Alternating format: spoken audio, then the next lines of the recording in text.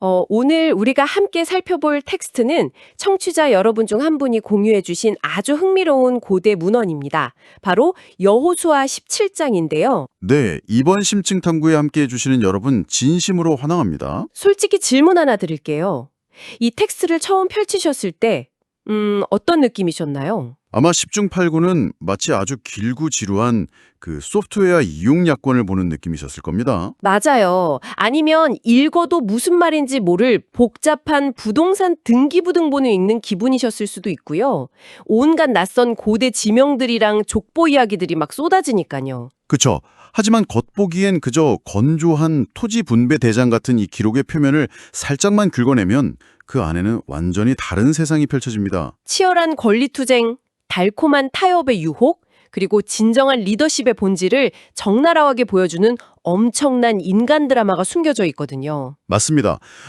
고대 문헌이 단순한 역사적 기록, 그 이상으로 다가오는 순간이 바로 이런 지점이죠. 이 텍스트는 단순히 수천 년 전에 누가 어느 땅을 가졌느냐를 나열하는 게 아니잖아요. 네, 그 땅을 차지하고 분배하는 과정에서 사람들이 어떻게 반응하고 두려워하고 또 극복했는가를 보여주는 심리학 교과서에 가깝습니다. 그래서 오늘 우리의 심층 탐구 미션은 명확합니다. 고대 이스라엘의 므낫세 지파에게 땅이 분배되는 그 복잡한 과정을 따라가 볼 텐데요. 그 속에서 당대의 견고한 사회적 관습을 산산조각낸 용기 있는 여성들의 이야기를 먼저 살펴볼 겁니다. 그리고 철병거라는 당시의 최첨단 무기 앞에서 두려움에 떨며 핑계를 대던 사람들의 심리, 또 그들을 다루는 탁월한 리더십까지 낱낱이 파헤쳐 보겠습니다. 네, 아주 흥미로운 여정이 될 것 같네요. 좋습니다. 그럼 바로 본론으로 들어가서 이 수천 년 전의 기록이 지금 이 방송을 듣고 계신 여러분의 일상과 커리어에 어떤 통찰을 줄 수 있을지 함께 파헤쳐 보죠. 첫 번째 이야기의 배경부터 설정해 볼까요? 네, 이 문헌은 요셉의 장자인 므낫세 지파의 토지 분배로 시작됩니다.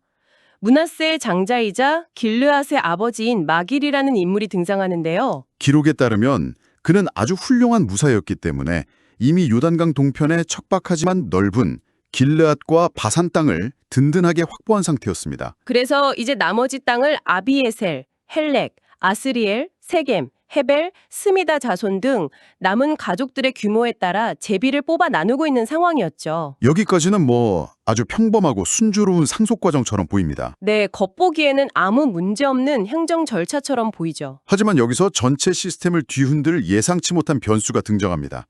바로 므낫세의 현손이자 헤벨의 아들인 슬로보핫의 가족입니다. 슬로보앗은 이미 세상을 떠났는데 그에게는 아들이 없고 오직 딸만 5명이었습니다. 문헌은 이 역사적인 여성들의 이름을 아주 정확하게 기록하고 있어요.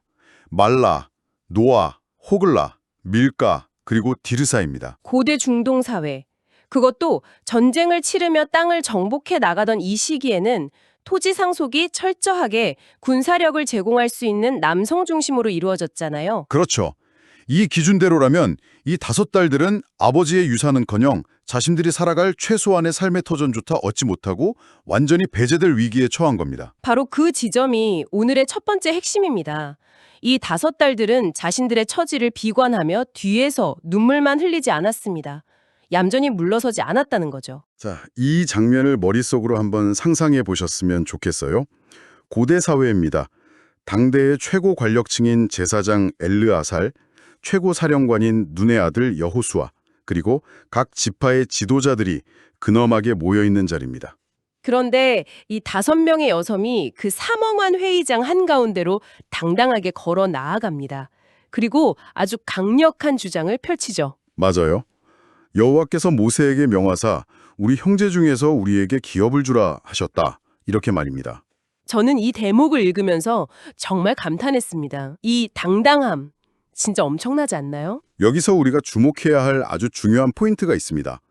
그녀들은 단순히 우리가 불쌍하니 제발 땅을 조금만 주세요 라며 감정에 호소한 게 아니라는 겁니다. 맞아요. 동정을 구한 게 아니죠. 그녀들의 발언을 자세히 보면 정확한 법적 근거, 즉 여호와의 명령과 이전 지도자인 모세 시절에 이미 확립된 판례를 바탕으로 정당한 권리를 주장하고 있습니다. 최고 권력자들 앞에서 조금의 위축도 없이 시스템의 언어를 사용해 시스템의 모순을 짚어낸 거네요. 이것은 단순히 땅 몇 평을 달라는 요구를 넘어서 철저한 가부장제 사회에 뼈대 자체에 질문을 던진 엄청난 사건입니다. 더 큰 그림으로 연결해보면 아무리 견고해 보이는 법과 제도라도 소외단자들을 포용하는 방향으로 수정되고 진화할 수 있음을 보여주는 획기적인 순간이죠. 정확합니다. 그런데 여기서 약간의 의문이 들기도 해요. 과연 이게 그렇게까지 위험하거나 대단한 일이었을까요? 그냥 리더들에게 건의사항 하나 올린 정도로 볼 수도 있지 않을까요? 요즘으로 치면 사내 게시판에 글 하나 올린 것과 비슷할 수도 있다고 생각하시겠죠? 네, 그럴 수도 있잖아요. 상명하복의 사회였습니다. 게다가 지금은 가나안 땅을 정복하기 위해 매일같이 전쟁을 치르는 전시 상황이었고요. 이런 상황에서 여성이 그것도 지도층의 결정에 이의를 제기하며 나선다는 것은 자칫 공동체의 질서로 어지럽히는 반역으로 몰릴 수도 있는 엄청난 리스크였습니다. 사내 게시판에 익명으로 글을 올린 게 아니라 말단 직원이 회장님과 이사진이 모인 임원회의실 문을 팍 차고 들어가서 회사 정관이 틀렸으니 고치십시오 라고 서류를 들이민 것과 같군요. 바로 그겁니다. 와, 그렇게 들으니 그 용기가 얼마나 대단한지 확 와닿네요. 그렇다면 이 당돌한 요구의 결과가 어떻게 되었을까요? 놀랍게도 그들의 주장은 전적으로 수용됩니다. 여호와의 명령을 따라 이 5딸들은 아버지의 남자 형제들 사이에서 당당히 자신들의 유산을 쟁취해냅니다. 그 결과 므낫세 지파는 요단 동편의 땅 외에도 서편에서 총 10분깃, 즉 10몫의 땅을 차지하게 되죠. 문헌은 이것을 므낫세의 여선들이 그 남제손 중에서 기업을 얻은 까닭이라고 아주 명확히 기록해서 그녀들의 순리를 영원히 박제해 두었습니다. 만약 여러분이 현대의 직장인이라면 이것은 마치 아무도 깨지 못했던 견고한 사내 규정을 뒤집고 고대의 유리천장을 산산조각낸 역사적인 승소 판결문과도 같은 겁니다. 아주 적절한 비유입니다. 관리는 누가 알아서 챙겨주는 것이 아니라 합당한 근거를 가지고 스스로 목소리를 낼 때 비로소 쟁취할 수 있다는 점을 잘 보여주죠. 자, 이제 이야기는 그렇게 쟁취한 땅에 지파 간 경계선을 긋는 조금 더 복잡하고 현실적인 과정으로 넘어갑니다. 한 지명들을 다 외우시거나 지도에서 찾으실 필요는 전혀 없습니다. 여기서 우리가 캐치해야 할 핵심은 지파 간의 경계선이 아주 엉망진창이었다는 사실입니다. 우리가 흔히 생각하는 지도처럼 선을 쭉 그어서 여긴 내 땅, 저긴 내 땅 하고 깔끔하게 나뉘어 있는 게 아니었어요. 므낫세의 경계 안에 에브라임 자손의 성읍들이 떡하니 섬처럼 섞여 있었고 반대로 이사갈과 아셀이라는 다른 지파의 땅 안에도 므낫세의 소유가 3곳의 높은 지대에 걸쳐 있었습니다. 청취자 여러분의 상황에 비유하자면 이웃집 거실의 절반이 법적으로 내 소유고 우리 집 현관문 엎은 옆 동네 소유로 되어 있는 아주 골치 아픈 상황인 거죠. 바로 그 지점입니다. 이 지저분하고 복잡한 지리적 상황은 단순히 행정적인 불편함을 의미하는 게 아닙니다. 이스라엘의 역사적 그리고 심리적 전환점을 보여주는 매우 중요한 무대가 되죠. 12절과 13절에서 이 텍스트가 전달하고자 하는 가장 날카로운 지적이 등장하죠. 네, 므낫세 자손은 자신들에게 할당된 그 섞여 있는 성읍들의 가나안 원주민들을 쫓아내지 못합니다. 문헌은 그 이유를 아주 독특한 뉘앙스로 표현하는데요. 가나안 사람이 결심하고 그 땅에 거하였기 때문이라고 말합니다. 결심하고 거하였다. 이 표현 참 의미심장하네요. 상대방이 목숨을 걸고 강력하게 버티니까 이스라엘 자손이 결국 한 발 물러섰다는 거잖아요. 여기서 저는 약간 반론을 제기하고 싶어요. 어떤 부분이죠? 듭니다. 아주 현실적이고 날카로운 질문입니다. 실제로 처음에는 물리적인 힘이 부족했거나 전쟁에 지쳐서 어쩔 수 없이 밀려난 것처럼 보일 수 있습니다. 피로감 때문이라는 변명도 성립할 수 있죠. 네, 충분히 그럴 수 있죠. 그런데 13절을 보면 그 변명을 무색하게 만드는 충격적인 반전이 나옵니다. 이스라엘 자손이 훗날 세력이 강성해진 후, 즉 가나안 사람들을 언제든지 몰아낼 수 있는 충분한 군사력과 힘을 갖게 된 후의 행동입니다. 힘이 생겼음에도 불구하고 가나안 사람들을 완전히 쫓아내지 않죠. 대신 그들에게 사역, 즉 강제 노역을 시키는 길을 택합니다. 힘이 없을 때는 어쩔 수 없었다 쳐도 힘이 생겼는데도 안 쫓아냈다는 거군요. 그렇습니다. 이 부분이 우리가 정말 깊이 생각해 보아야 할 핵심입니다. 그들은 약해서 못한 게 아니라 강해진 후에도 안 한 겁니다. 왜 그랬을까요? 가나안 사람들을 노예로 부리면 자신들이 험한 일을 하지 않아도 되는 경제적 이익과 편의가 생기기 때문입니다. 이것은 애초에 이스라엘이 가졌던 약속의 땅의 완전한 정복과 구별됨이라는 본래의 숭고한 목적을 완전히 상실해버렸음을 의미하네요. 목적을 버리고 값싼 노동력과 편안함이라는 눈앞의 이익과 적당히 타협해버린 거죠. 와, 정말 뼈를 때리는 분석입니다. 처음에는 상대가 너무 강해서 어쩔 수 없었어 라고 합리화하다가 나중에 주도권을 쥐게 되니까 어라? 쟤네들 안 쫓아내고 이식시키면 우리가 훨씬 편하겠는데? 하면서 슬그머니 원칙을 쓰레기통에 던져버린 거잖아요. 듣고 계신 여러분, 혹시 비슷한 경험 없으신가요? 회사에서 어떤 혁신적인 프로젝트나 스타트업을 시작할 때 가졌던 세상을 바꾸겠다는 원대한 비전이 시간이 지나고 약간의 수익이 나기 시작하니까 적당한 선에서 타협되어 버린 경험 말입니다. 뭐 이 정도면 됐지. 굳이 모험할 필요 있나? 하면서 말이죠.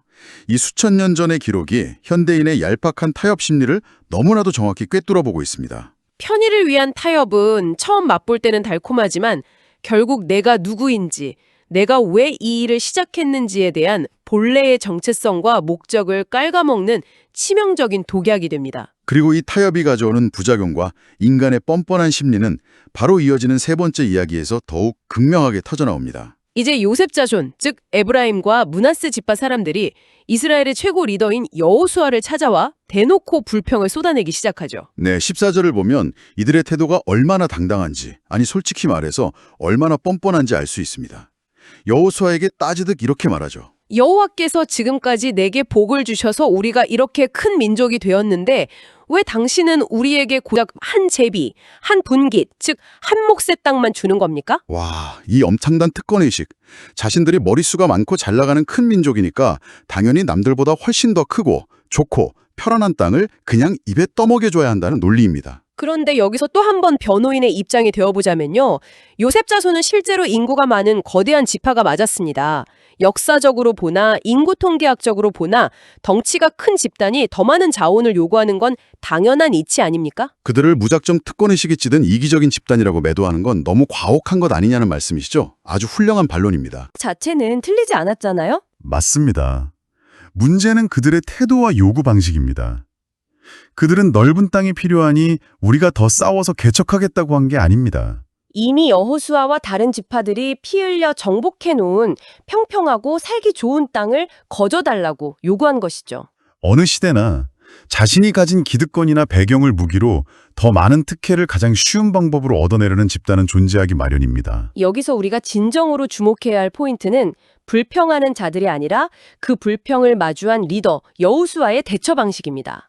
보통의 리더라면 이렇게 크고 정치적 영향력이 막강한 지파가 불만을 터뜨리면 어떻게 할까요? 조직의 안정을 위해 적당히 달래거나 다른 지파의 눈치를 보며 없는 땅이라도 조금 떼어주며 타협하려고 했을 겁니다. 하지만 여호수아의 리더십은 차원이 달랐습니다. 맞습니다. 제가 이 전체 텍스트를 읽으면서 가장 짜릿함을 느꼈던 카타르시스의 순간이 바로 여호수아의 역공입니다. 여호수아는 그들의 거센 항의에 화를 내지도 그렇다고 굽신거리며 달래지도 않습니다. 대신 그들의 논리를 그대로 유도 삼아 업어치기로 해버리죠. 그래, 네가 그렇게 큰 민족이라서 지금 가진 에브라임 산지가 너무 좁게 느껴진다고? 그렇다면 저기 브리스 사람과 르바임 사람의 땅, 그 험하고 나무가 빽빽한 삼림, 숲으로 올라가서 네가 스스로 도끼를 들고 개척해라. 와, 정말 통쾌하지 않습니까? 네 입으로 네가 크고 강하다고 했으니 남이 차려놓은 밥상에 숟가락 얹으려 하지 말고 그 힘을 써서 직접 문제를 해결하라는 거죠. 불평과 원망을 순식간에 그들 자신의 책임과 행동 촉구로 전환시켜버린 겁니다. 리더십의 정수를 보여주는 장면이에요. 이것이 바로 여호수아가 보여준 탁월한 리더십의 본질입니다. 그는 요셉 자손의 거대한 규모와 잠재력을 부정하지 않고 인정해 주었습니다. 하지만 동시에 그 잠재력에 걸맞은 막중한 책임과 행동을 요구한 것이죠. 특권을 요구하는 자들에게 안락한 특권 대신 험난한 도전을 안겨준 셈입니다. 여호수아의 이 날카로운 일격에 허를 찔린 요셉 자손들은 당황합니다. 그리고 마침내 그들의 진짜 속마음, 즉 불평과 특권의식 이면에 꽁꽁 숨겨져 있던 두려움이라는 민낯이 튀어나오게 되죠. 네, 그들은 몹시 당황해서 주절주절 변명을 늘어놓기 시작합니다. 아니, 그 산지는 나무가 너무 많아서 우리에게 넉넉하지도 않고요. 게다가 저기 벳산과 그 주변 마을, 그리고 평지인 이스라엘 골짜기에 사는 가나안 사람들에게는 전부 철병거가 있단 말입니다. 자, 드디어 나왔습니다. 철병거. 고대 사회에서 철로 만든 전차는 오늘날로 치면 최신형 스텔스 전투기나 무인 드론 같은 그야말로 판을 뒤집는 최첨단 비대칭 무기잖아요. 결국 이거였어요. 그들은 땅이 부족했던 게 아니라 적의 첨단 무기와 싸우다 다치고 죽는 게 두려워서 싸우기 싫었던 겁니다. 그래서 여호수아에게 이미 안전하게 정리된 편하고 좋은 땅만 더 달라고 징징거린 거죠. 여기서 철병거라는 단어는 아주 강력한 메타포를 가집니다. 단순한 군사 무기를 넘어서 오늘날 우리가 새로운 도전을 앞두고 회피하고 싶을 때 내세우는 거대한 장벽이나 두려움을 상징하죠. 완벽한 핑계거리네요. 경쟁사의 자본력이 너무 막강해서 시장 상황이 안 좋아서 나는 흙수저라서 라며 철병거 뒤로 숨고 싶어하는 인간의 나약함입니다. 객관적인 스펙의 차이를 들먹이며 자신의 나태함이나 두려움을 합리화하는 거죠. 그런데 여호수아는 이 거대한 두려움의 실체 앞에서도 결코 흔들리거나 물러서지 않고 단호하게 최후의 결론을 내립니다. 여호수아의 이 마지막 선언은 지금 이어폰을 꽂고 이 방송을 듣고 계신 여러분의 삶에도 당장 인쇄해서 책상 앞에 붙여두고 싶을 만큼 강력한 동기부여 명언입니다. 17절과 18절에서 여호수아는 이렇게 못을 박습니다. 너는 큰 민족이고 큰 권능이 있으니 당연히 한 분깃만 가질 것이 아니다. 그 산지도 네 것이 될 것이다. 비록 험한 숲이라도 네가 스스로 개척해라. 가나안 사람이 비록 철병거를 가졌고 아무리 강할지라도 네가 능히 그를 쫓아낼 것이다. 와, 이 대목은 텍스트로만 읽어도 그 단호한 목소리가 들리는 것 같아서 묘한 전율이 일어납니다. 철병거가 있다는 걸 알면서도 등을 떠미는 그 강인함이 놀랍습니다. 여호수아가 위대한 이유는 상대방이 가진 철병거라는 객관적인 위협과 불리한 조건을 거짓으로 포장하거나 부정하지 않았다는 데 있습니다. 철병거가 강하다는 팩트를 직시했죠. 하지만 동시에 요셉 자손이 가진 큰 권능, 즉 그들 내면의 힘과 아직 발현되지 않은 잠재력에 더 큰 초점을 맞췄습니다. 조건이 완벽하게 갖춰진 편안한 땅이 하늘에서 떨어지기를 바랄 것이 아니라 거친 숲을 직접 개척하고 강력한 적과 맞서 싸워 스스로의 권리와 공간을 쟁취하라는 단호한 명령입니다. 이것은 개인이나 조직의 진정한 성장이 안락함이 아니라 뼈를 깎는 극복의 과정에서 온다는 것을 보여주는 완벽한 통찰입니다. 자, 이제 오늘 우리가 나눈 이 깊고 풍성한 이야기들을 한번 머릿속에 정리해 볼까요? 오늘의 심층 탐구에서 우리는 겉보기엔 그저 지루해 보이던 고대 문헌의 토지 분배 기록을 통해 세 가지의 강력하고 묵직한 메시지를 발견해냈습니다. 첫째, 아무도 여성의 권리를 인정하지 않던 견고한 가부장제 사회에서 합당한 근거를 가지고 정당하게 자신의 권리를 주장해 마침내 판을 뒤집어버린 술로바앗의 5딸들의 엄청난 용기를 보았고요. 둘째로, 처음에는 현실적인 한계 때문이었다 하더라도 훗날 충분한 힘을 얻었을 때 그 힘을 사명 완수에 쓰지 않고 값싼 노동력을 척취하는 쉬운 길, 즉 타협의 길을 택해버린 이스라엘의 모습을 보았습니다. 이를 통해 우리 내면에 숨겨진 편의주의와 타협이라는 약점을 날카롭게 들여다보았죠. 마지막 셋째로, 특권을 요구하며 불평하는 자들에게 철병거라는 객관적인 두려움을 핑계 삼지 말고 스스로 도끼를 들어 거친 삼림을 개척하라고 명한 여호수아의 통찰력 있는 리더십을 확인했습니다. 그렇습니다. 오늘 우리가 탐구한 이 지식들은 박물관에 갇혀있는 수천 년 전 고대 사회의 낡은 기록이 아닙니다. 여러분이 오늘 당장 치열한 회의실에서 불공정한 관행에 맞서 목소리를 내야 할 때, 혹은 어느 정도 자리를 잡고 편안한 현실에 안주하고 싶어질 때, 아니면 도저히 이길 수 없을 것 같은 두저운 장애물 앞에서 그럴듯한 핑계를 찾고 싶어지는 일상의 모든 순간들에 완벽하게 대입해 볼 수 있는 살아 숨쉬는 통찰입니다. 전적으로 동의합니다. 오늘의 심층 탐구를 마무리하면서 지금 이 방송을 듣고 계신 여러분 스스로에게 던져볼 만한 조금 도발적이지만 깊은 질문을 하나 드리고 싶습니다. 오늘 텍스트를 보면 이스라엘 자손은 세력이 강성해진 후에야 가나안 사람들에게 강제 노역을 시키며 타협의 길을 걸었습니다. 완전히 몰아내겠다는 원래의 숭고했던 목적을 포기하는 대신 눈앞의 경제적 이득과 편리함이라는 달콤한 과실을 취한 것이죠. 그렇다면 한번 여러분의 삶을 돌아보았으면 합니다. 우리 삶에도 이런 순간이 오지 않을까요? 여러분의 삶 속에 편하다는 이유로 내버려둔 가나안 사람은 과연 무엇입니까? 우리가 약하고 부족할 때가 아니라 오히려 내 손에 진정한 힘이 쥐어졌을 때 우리의 진정한 가치관과 목적이 어떻게 시험받는지를 이 고대의 문헌은 묵직하게 묻고 있습니다. 내 삶 속에 숨어있는 거대한 철병거를 핑계 삼아 아직 개척하지 않고 두려워하며 내버려둔 미지의 삶님은 없는지 오늘 하루 한 번 깊이 고민해보시는 시간이 되었으면 좋겠습니다. 네, 아주 의미 있는 질문이 될 것 같습니다. 오늘 저희가 준비한 심층 탐구는 여기까지입니다. 이 치열했던 고대의 기록이 여러분의 오늘 일상에 작지만 의미 있는 통찰이 되었기를 바랍니다. 다음 시간에도 흥미로운 텍스트와 함께 찾아오겠습니다. 감사합니다.